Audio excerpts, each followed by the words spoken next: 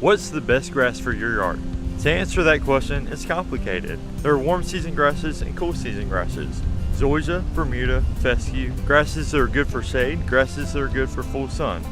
To develop these grasses, it takes a lot of time and research. So we're here at the greenhouses of the turfgrass breeding program at North Carolina State University, and this is where it all starts.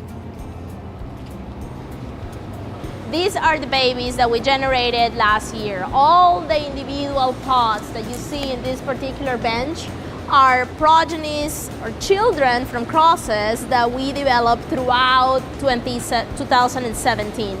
Now these babies are ready to be taken to the field so that they are going to be exposed to what a real world scenario would be, right? Like here in the greenhouse, we baby them, we take very good care of them, and then when we take them to the field, that's going to be more similar to a backyard, for example. And we're fortunate enough to have wonderful relationships with the sod farmers in our state, and they provide input into what are the kind of traits that homeowners are interested in, so that we can focus the breeding program to develop cultivars with those particular traits.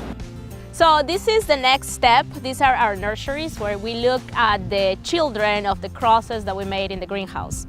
And as you can see here, these children have very different characteristics. Some of them have different genetic color, they might be darker or lighter. Some have different texture. You see that some of them are very coarse, some of them are very fine texture. And then there's also the traits that you don't really see, like for example, insect resistance. And at this stage, we're just trying to evaluate stress tolerance and turf quality more than anything. Most of the time when we look at turf, we just think about how it looks. And maybe if you have shade in your yard, you might think about shade tolerance, or if you don't want to mow it too much, you might want something that doesn't grow too erect.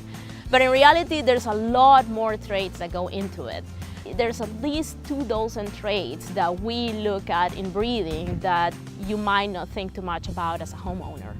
In reality, there's not such a thing as a perfect grass. There's a perfect grass for a particular environment, right? Because a homeowner that has a shady backyard is not going to have the same requirements as somebody who has a really sunny one with sandy soils, for example.